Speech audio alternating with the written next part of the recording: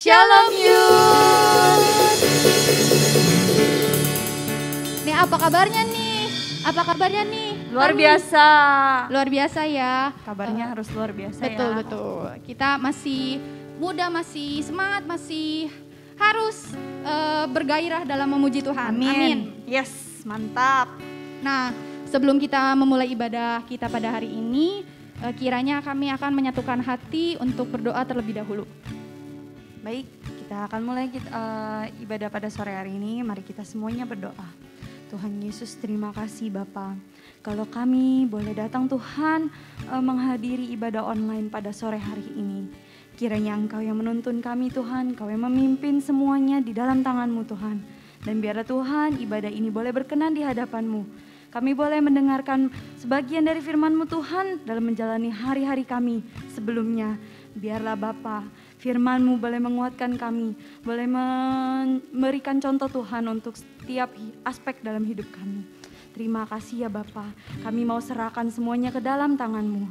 Hanya di dalam nama Tuhan Yesus Kristus, Engkau yang pimpin Tuhan ibadah kami dari awal sampai akhirnya. Haleluya, amin.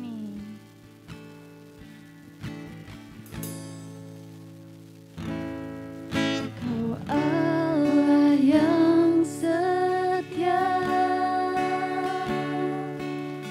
Bapa yang mulia,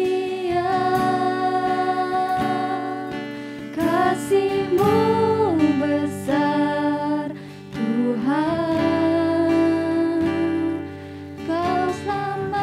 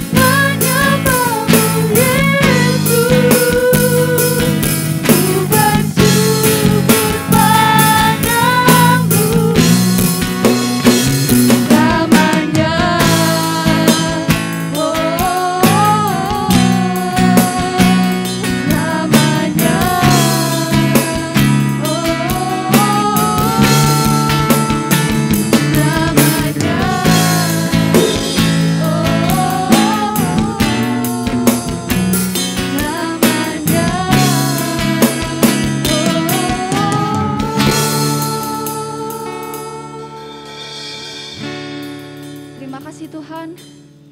Kami terima Tuhan hadirat-Mu di dalam kami Tuhan. Untuk ibadah kami Yesus Tuhan. Terima kasih Yesus. Kami sambut Tuhan ibadah hari ini Tuhan. Dalam nama Yesus. Haleluya. Amin. Amin. Mari kita nyanyikan kudus, kudus, kudus.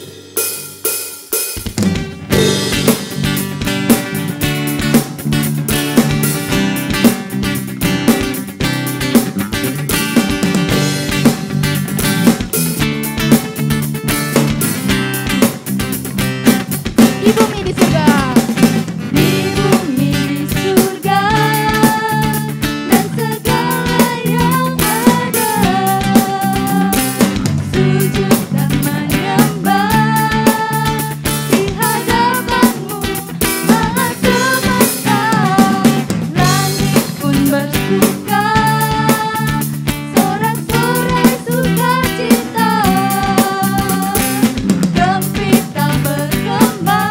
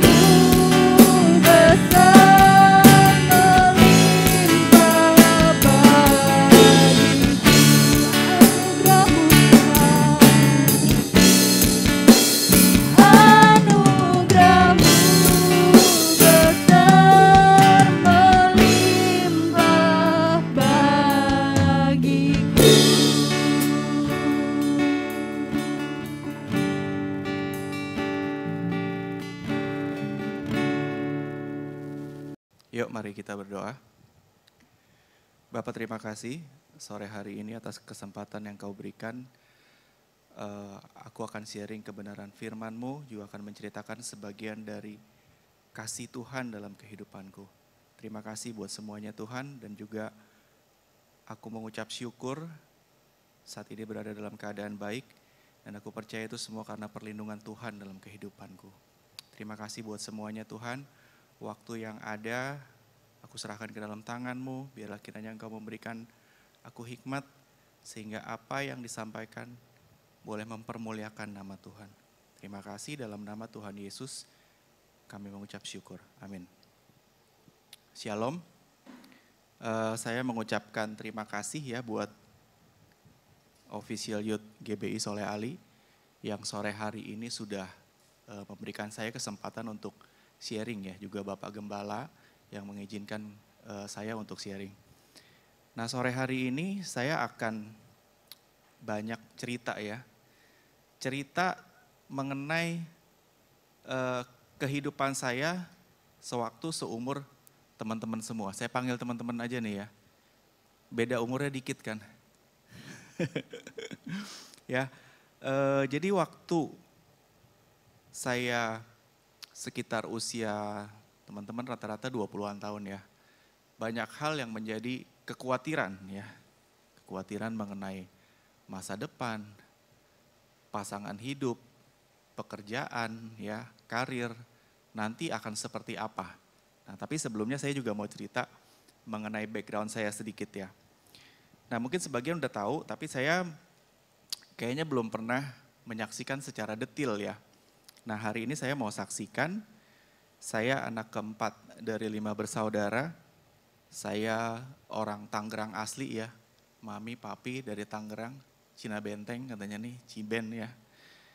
Nah, saya dari kecil, kata mami saya bandel ya. TK lu telat gue jemput sedikit aja udah hilang ngelayap gitu katanya ya. Terus saya SD kelas 6, saya udah belajar ngerokok loh, emang bandel bener ya. SMP kelas 2 tuh udah mulai ngerokok setiap hari. Kalau saya ngelihat anak saya sekarang, SMP kelas 1, saya ngebayangin dulu saya segede dia, sedikit lagi udah ngerokok tiap hari ya. Saya ngelihat dia masih begitu polos, masih begitu lugu. Jadi emang ya masuk kategori yang cukup nakal ya. Nah terus singkat cerita, teman-teman saya bergaul sama orang-orang yang pergaulannya bebas gitu ya. Akhirnya lama-lama saya juga ikut-ikutan, pengen ya, rasanya fun aja gitu. Masa muda kapan lagi gitu kan cuma sekali katanya gitu ya. Jadi masa muda cuma sekali, mesti habis-habisan. Nah singkat cerita saya akhirnya kecanduan ya, kecanduan narkoba. Kemudian saya terpaksa harus masuk rehabilitasi.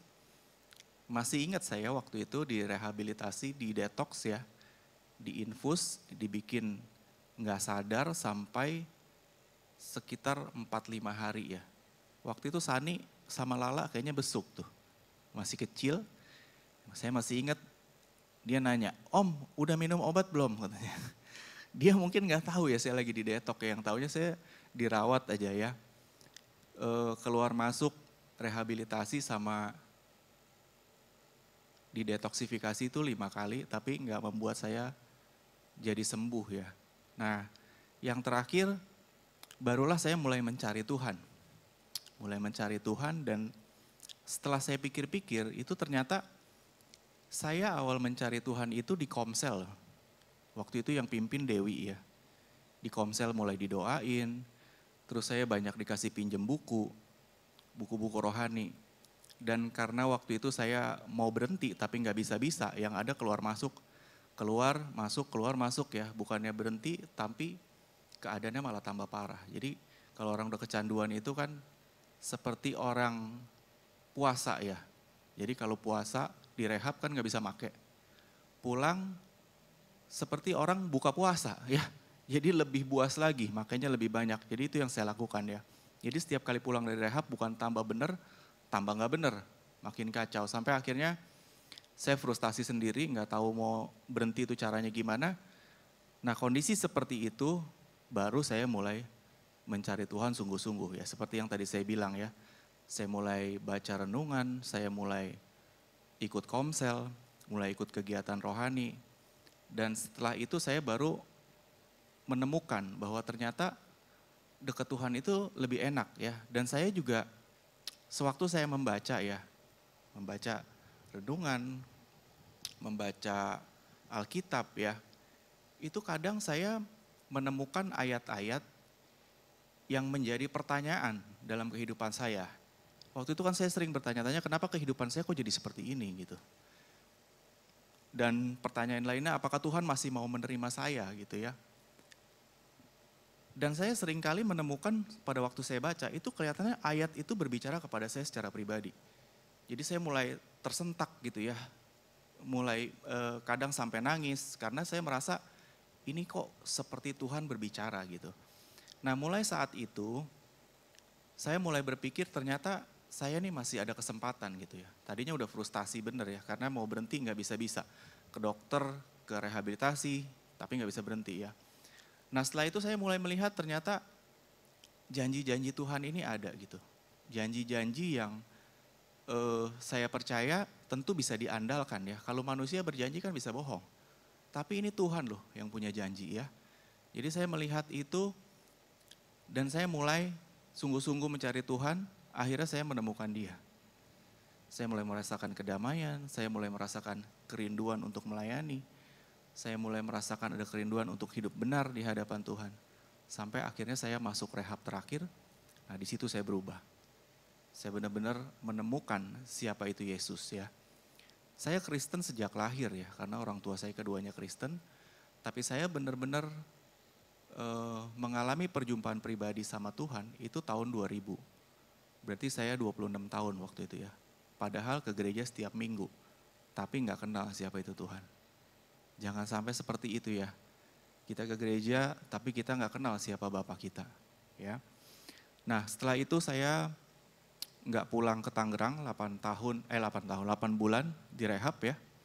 Kemudian saya lanjut sekolah DTS ya, Discipleship Training School di Denpasar, Bali. Kemudian praktek ke Papua. Nah di situ saya merasa banyak sekali Tuhan bentuk ya. Akhirnya saya menemukan gambar diri saya yang sesungguhnya. Kenapa kondisi saya jadi seperti itu. Dan saya juga mulai mengenal siapa itu Tuhan. Nah pulang dari Papua itu pikiran saya benar-benar dirubah. Benar-benar berubah ya. Jadi sama sekali keinginan makai itu udah hilang sama sekali. Itu mujizat ya. Karena kalau kita pikir secara logika, misalnya kita suka satu makanan, bakmi ayam misalnya ya.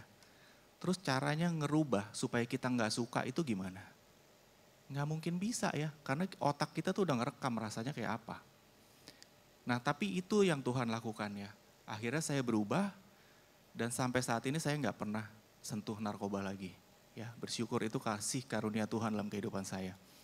Ada pada waktu saya di rehab ya, temen yang udah 1 minggu di sana, kita udah mulai akrab, tiba-tiba dijemput pulang. Kenapa? Karena positif HIV. Jadi hasil tesnya baru keluar, ternyata positif, terpaksa dipulangkan. Ada 2 yang seperti itu. Sampai sekarang saya nggak ketemu lagi dan nggak tahu kabarnya seperti apa. Jadi kalau saya sekarang masih hidup, saya percaya benar-benar itu semua karena kemurahan Tuhan ya. Karena perlindungan Tuhan. Kalau bukan perlindungan Tuhan saya udah nggak ada saat ini. Ya. Dan setelah itu saya pulang, kemudian saya kerja. Nah ini ya ceritanya mulai nih. Jadi waktu saya kerja, saya melihat teman-teman saya yang seumur udah pada kerja semua. Udah mulai bertahun-tahun kerja dan saya baru mulai. Saya mulai berpikir nih saya bisa nguber nggak?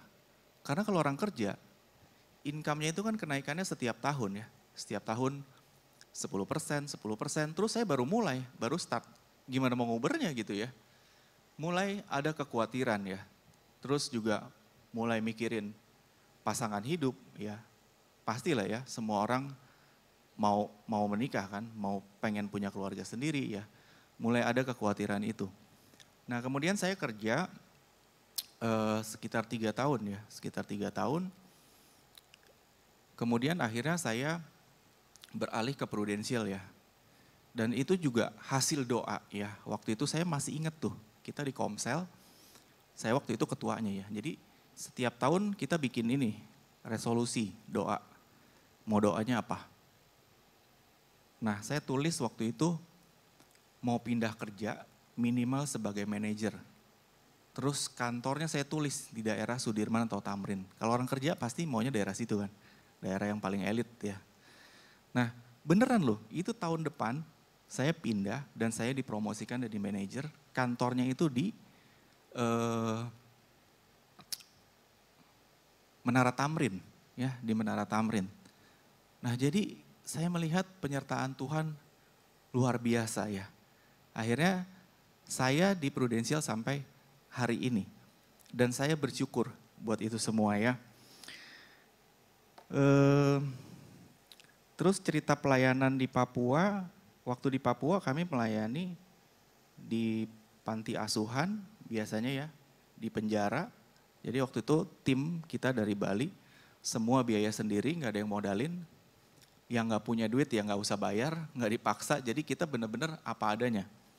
Cuman punya duit pergi, nggak tahu bisa pulang apa enggak ya. Nah sampai Biak melayani di penjara. Jadi kalau kita pelayanan ke penjara, yang ada kita bawa teh, bawa kopi, bawa gula. Jadi bukannya dapat PK, kita keluar duit. Terus seperti itu ya. Terus pindah kota ke Nabire, sama kayak gitu. Pelayanan ke asrama-asrama anak Papua yang diambilin dari pedalaman. Kita bawa sesuatu, kadang-kadang beliin baju. Terus sampai akhirnya kita pernah diundang sama pejabat-pejabat di Nabire. Aneh kan ya, kita anak muda semua ya waktu itu. Satu tim itu 7 orang. Anak muda semua bisa diundang pelayanan ke sana. Dan terus waktu itu ketika kita mau balik ke Biak, itu mereka begitu tahu kita mau balik, itu mereka kumpulin duit loh. Dan kumpulin duit, dia kasih duit buat kita naik kapal pulang. Jadi waktu itu pulang sampai ke Bali kita masih ada sisa duit. Ya saya melihat itu penyertaan Tuhan luar biasa ya. Jadi pada saat kita melayani dengan sungguh-sungguh dan kita nggak dapat PK malah keluar, tapi Tuhan bisa kasih lewat cara yang lain ya, luar biasa ya. Nah terus teman-teman yang perlu kita ketahui, kita tuh harus tahu posisi kita ya, posisi kita di hadapan Tuhan tuh seperti apa. Ini penting banget ya, jadi kita nggak terombang-ambing. Firman Tuhan berkata bahwa aku yang memilih kamu, bukan kamu yang memilih aku. Tegas benar ya, jadi dia memilih kita menjadi anaknya. Nah sebagai anak, kita tuh punya Bapa yang luar biasa ya. Yang luar biasa baik dan luar biasa kaya ya. Jadi hidup itu nggak perlu takut, nggak perlu khawatir. Ya, dibawa enjoy aja. Don't worry, be happy. Ya, santai aja. Karena apa? Karena kita punya Tuhan yang luar biasa. Jadi nggak perlu takut. Saya sekarang sudah punya 2 putra. Yang pertama 12 tahun, yang kedua 9 tahun. Setiap kali pulang dari mana-mana ya, saya bepergian. Misalnya dapat trip kemana gitu ya. Saya selalu pikirin beli sesuatu buat mereka. Karena apa? Karena saya sayang banget kan sama anak saya. Kalau pergi dapat trip, saya tuh hampir nggak pernah beli apa-apa. Tapi saya selalu beliin mereka oleh-oleh. Saya selalu berusaha bawa yang terbaik buat dia. Nah, begitu juga Bapak kita yang ada di sorga. Percaya pasti pemikirannya sama. Kita aja manusia yang seringkali suka punya pikiran jahat ya. Bisa seperti itu. Apalagi Bapak kita yang baik ya. Jadi nggak usah takut, pasti Tuhan sediain semuanya. Ya itu ya dasarnya. Jadi kita harus ingat bahwa kita ini dipilih untuk menjadi anak Tuhan. Jadi nggak perlu takut akan masa depan kita ya. Nah terus lagi di Yeremia 29 ayat 11 juga dia bilang bahwa Tuhan itu mengetahui rancangan-rancangan yang ada padanya mengenai kita. Itu rancangan masa depan yang penuh dengan harapan bukan kecelakaan. Jadi dengan mengimani apa yang Tuhan katakan, kita terus melangkah dan kita nggak usah khawatir. Kayak kondisi sekarang ini ya, kita dalam kondisi pandemi COVID-19.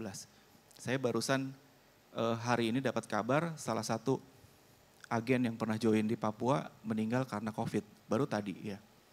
Jadi masuk rumah sakit, hasil swabnya belum keluar, orangnya udah keburu meninggal. Tadi dikabarin meninggalnya positif COVID, jadi nggak dibawa pulang, langsung dikubur.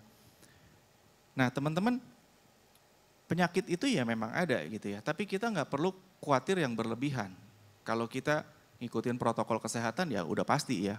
Tapi jangan takut yang berlebihan gitu, sampai nggak kemana-mana, nggak berani ini, nggak berani itu salah juga kalau kayak gitu ya. Saya tetap melakukan aktivitas seperti biasa, tapi ngikutin protokol kesehatan, jadi nggak usah takut ya. Kalaupun sampai kena, ya saya pikir saya sehat. Neymar pemain bola, kena COVID 4 hari sembuh. Karena apa? Karena fisiknya kuat, jadi nggak usah khawatir.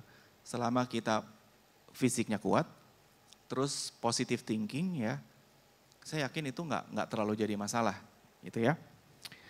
Nah, kembali ke waktu seumur teman-teman ya. Saya masih ingat saya naik bis waktu mau kuliah, naik P11 ya, kuliah waktu itu di Untar. Saya gelantungan di bis karena bisnya penuh. Terus saya lihat ke sekeliling, saya masih ingat banget itu saat itu ya. Saya ngelihat, saya perhatiin orang-orang yang kerja. Nanti saya akan jadi yang mana nih dalam hati saya gitu ya. Terus saya lihat di luar ada yang bawa mobil bagus, ada yang naik motor gitu ya. Aduh Tuhan, nanti saya jadi yang mana nih salah satunya ya. Bertahun-tahun ke depan posisi saya di mana. Mulai berpikir gitu ya.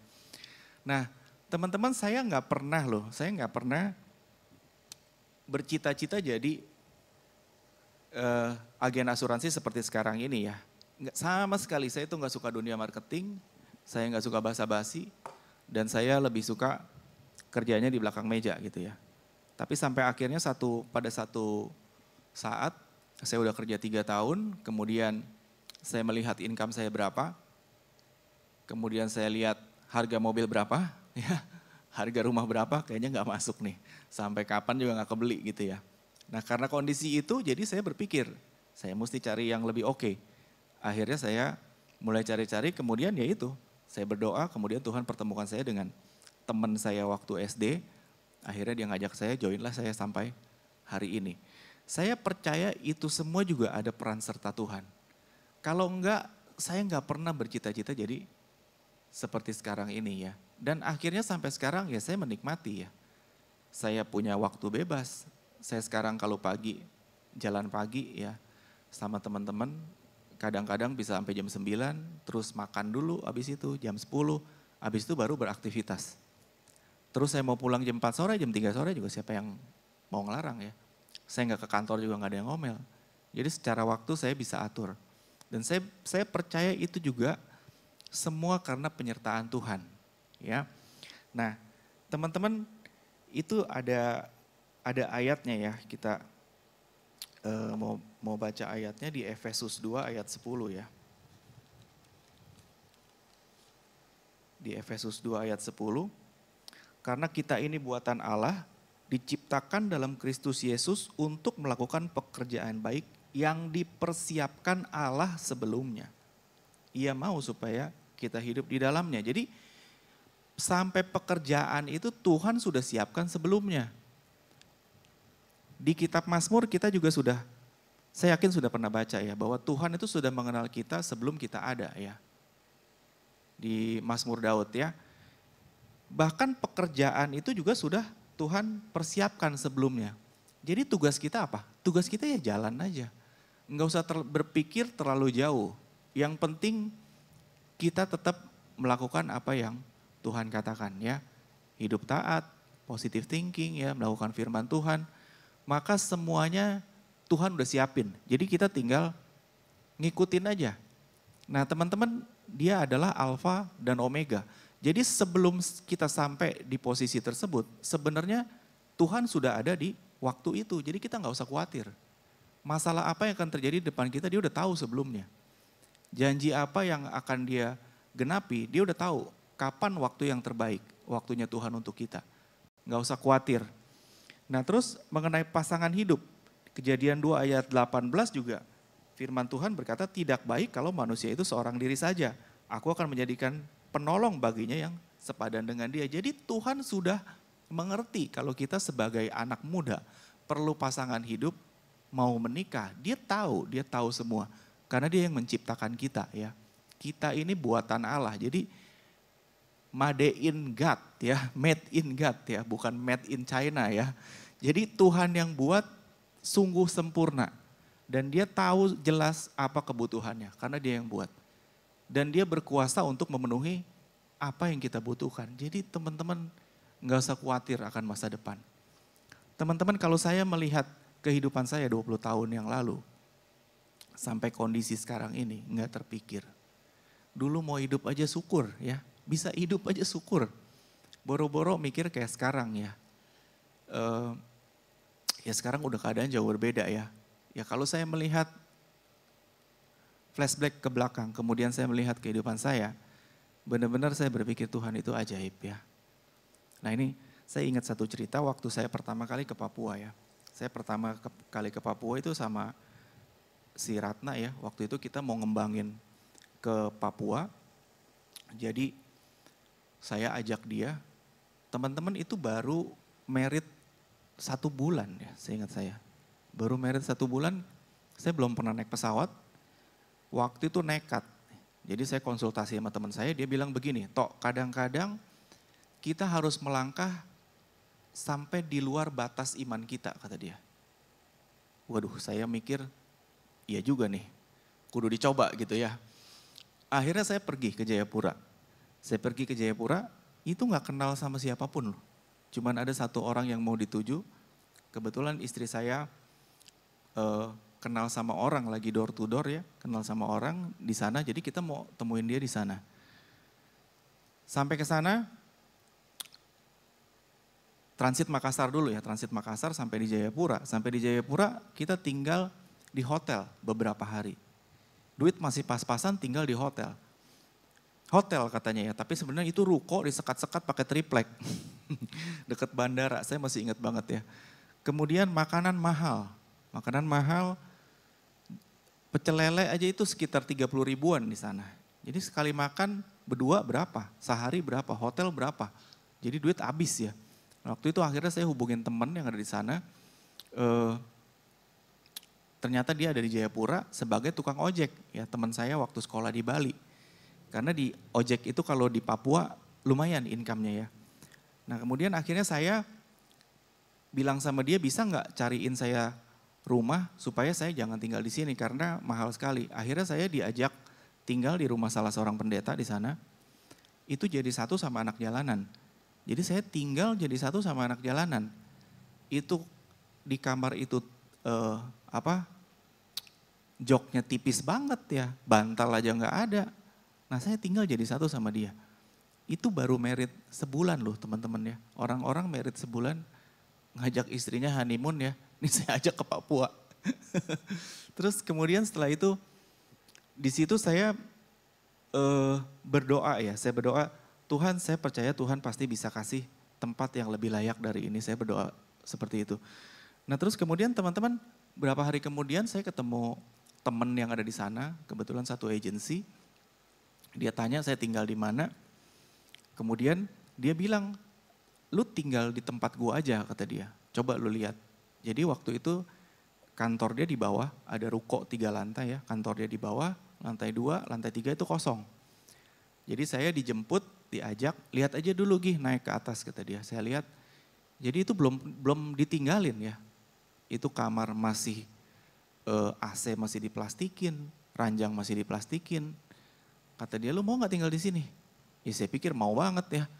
Enak banget itu mah kayak udah tinggal di hotel. Jadi akhirnya nggak berapa hari di situ saya pindah ke sana. Penyertaan Tuhan luar biasa ya. Sampai di situ saya melihat benar-benar tangan Tuhan menyertai saya. Jadi selama kita bersandar sama Tuhan, masalah itu bukan nggak ada teman-teman. Masalah itu ada, tapi Tuhan bisa kasih jalan keluarnya gitu. Jadi nggak usah takut, pokoknya melangkah aja. Dengan kondisi sekarang ini teman-teman, yang kita nggak jelas kapan pandemi ini akan berakhir, obatnya juga nggak jelas udah ada apa enggak, ya. Nanti ke depannya apakah perusahaan kita bisa bertahan atau enggak, ya kita nggak bisa jawab itu semua. Tapi yang pasti kita punya Tuhan yang luar biasa ya. Tuhan kita sanggup mengatasi segala hal yang menurut kita sulit sekalipun ya. Bagi Tuhan itu nggak ada yang mustahil. Nah ini saya mau cerita satu kesaksian ya. Ini Yusuf Roni yang kesaksian. Ini saya suka kalau dengerin kesaksian ini benar-benar nguatin iman saya. Jadi Yusuf Roni waktu itu di penjara dia kehabisan odol. Nah kehabisan odol, kemudian dia berdoa. Dia berdoa sama Tuhan minta odol. Lucu juga ya, berdoa minta odol gitu ya. Pernah nggak berdoa minta odol ya? Nah kemudian dia berpikir, dia berharap istrinya datang bawain odol. Itu harapan dia. Terus atau enggak ada satu pengacara teman dia yang kadang-kadang suka berkunjung. Jadi dalam otaknya dia, dua hal itu yang dia pikirin. Semoga istrinya datang atau teman satu lagi yang datang. Nah tapi tiba-tiba hari itu nggak terjadi apa-apa. Nah kemudian tiba-tiba ada orang yang datang bawa bungkusan, kemudian orang ini kelihatan ketakutan. Kemudian dia melihat Yusuf Roni dan bertanya, Pak boleh nggak saya tidur di situ gitu ya. Oh boleh kata dia gitu ya. Terus waktu itu dia kan bawa bungkusan banyak. Terus dia taruh bungkusannya, terus si Yusuf Roni tanya, ini apa? Ini odol kata dia. Kata dia, oe waktu ditangkap, oe takut. Oe punya toko kata dia, jadi apa aja oe masukin gitu. Jadi dia tiba-tiba punya banyak odol sampai 1 plastik ya. Terus kemudian besok harinya pas apel habis orang ini dicariin udah gak ada. Orang yang ngasih odol itu. Terus pas ditanya sama petugasnya, si Yusuf Roni bilang kan, nih orang ini nggak ada gitu ya, dia lapor. Terus petugasnya bilang apa? Oh itu nggak apa-apa, itu salah tangkap kata dia. Luar biasa ya, Tuhan bisa bikin orang salah tangkap, masuk ke penjara cuman untuk ngasih dia odol. Jadi jalan pemikiran Tuhan itu berbeda sekali sama kita. Yang menurut kita jalannya A sama B, tapi Tuhan punya jalan C, D, E, F, G dan seterusnya. Yang pasti jalan dia lebih baik dari jalan yang kita pilih. Ya, jika Tuhan tutup pintu yang satu, maka sebenarnya itu bukan pintu yang harus kita lalui. Dan dia akan buka pintu yang lain dan itulah pintu yang harus kita lalui. Ya, nah teman-teman, terus solusinya apa? Supaya kita bisa enjoy ya, bisa merasakan nggak khawatir dan berbahagia. Kita solusinya itu harus berjalan dalam iman ya, berjalan dalam iman dan percaya. Jadi ketika kita senantiasa berjalan dalam iman dan percaya, maka kita nggak akan takut lagi. Nah ini saya bacain nih, Amsal 3 ayat 5-6. Percayalah kepada Tuhan dengan segenap hatimu dan janganlah bersandar kepada pengertianmu sendiri. Akuilah dia dalam segala lakumu, maka ia akan meluruskan jalanmu. Jadi kita harus percaya Tuhan tuh dengan segenap hati, enggak setengah-setengah, enggak pakai separoh ya, benar-benar full. Jadi kalau kita masih khawatir, sebenarnya kita masih kurang percaya. Manusia khawatir normal ya. Enggak mungkin manusia itu enggak ada rasa khawatirnya, pasti rasanya ada. Tapi jangan sampai rasa khawatir itu mencengkram kita begitu rupa sehingga kita jadi enggak bisa berbuat apa-apa ya. Dan serahkan sama Tuhan ya. Dan dia yang akan meluruskan jalan kita. Kemudian ada di Mazmur 37 ayat 4 ya sampai 6. Dan bergembiralah karena Tuhan, maka ia akan memberikan kepadamu apa yang diinginkan hatimu. Serahkanlah hidupmu kepada Tuhan dan percayalah kepadanya. Dan ia akan bertindak, ia akan memunculkan kebenaranmu seperti terang dan hakmu seperti siang.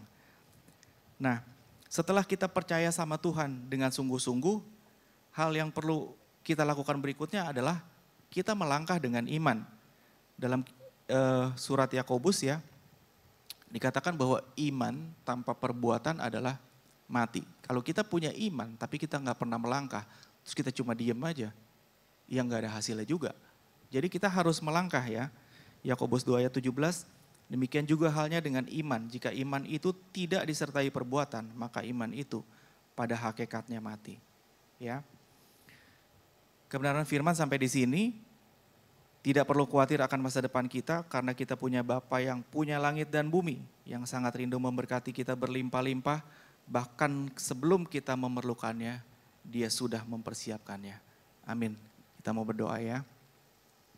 Bapak terima kasih, sore hari ini Engkau sudah mengingatkan aku kembali bahwa Tuhan sungguh ajaib, bahwa Tuhan memelihara kehidupanku, bahwa Tuhan yang membuat segala sesuatunya itu bisa berhasil dalam kehidupanku. Aku mengucap syukur lewat segala kejadian yang aku alami, membuat aku semakin bersandar kepadamu ya Tuhan.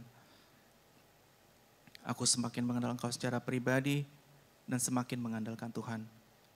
Nah, sore hari ini aku berdoa buat segenap youth GBI Soleh Ali, anak-anakmu yang Engkau kasihi ya Bapa. Biarlah masa depan mereka benar-benar sesuai dengan apa yang Kau rencanakan. Berbicara secara pribadi kepada mereka masing-masing Tuhan. Pekerjaan yang harus mereka pilih. Bidang pelayanan yang harus diambil ya Tuhan.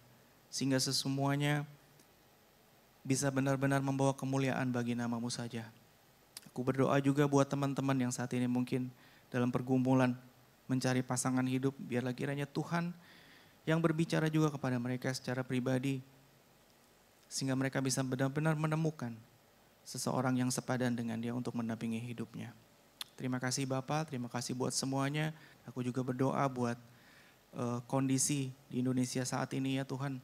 Biarlah kiranya Tuhan berikan hikmat kepada para dokter, kepada orang-orang yang merawat yang terkena COVID-19 ini ya Tuhan. Biarlah kiranya bisa benar-benar mereka merawat dengan sesungguhnya sehingga bisa banyak kesembuhan terjadi. Dan aku juga percaya bahwa ada hal besar yang Kau mau beritahukan kepada kami lewat kejadian ini. Aku percaya Tuhan bahwa Engkau Allah yang ajaib. Dan aku percaya bahwa Engkau sanggup mengatasi semuanya. Terima kasih Bapa, kami naikkan doa ini hanya di dalam nama Tuhan Yesus. Saya sudah berdoa, amin. Thank you, and God bless.